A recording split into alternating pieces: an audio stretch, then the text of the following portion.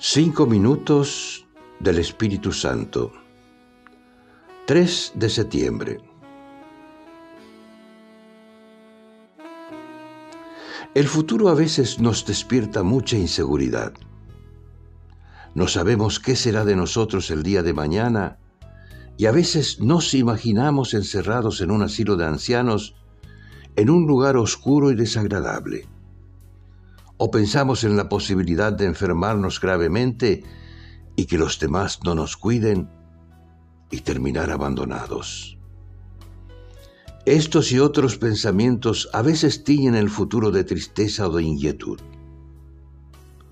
Pero tenemos que creer en la palabra de Dios, donde Él amablemente nos dice: no te dejaré ni te abandonaré. Y nos recuerda que nada podrá separarnos del amor de Dios. Si creemos en esas promesas, podemos saber con seguridad que el Espíritu Santo estará de verdad con nosotros en toda circunstancia.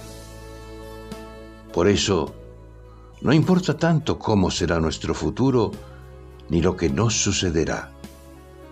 Es más importante sentirnos seguros sabiendo que no estaremos solos.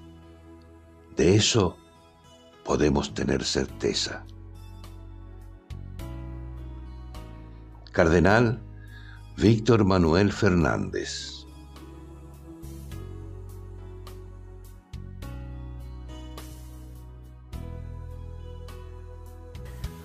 ¿Te gustó el video? Danos un like, un dedito hacia arriba porque te gustó.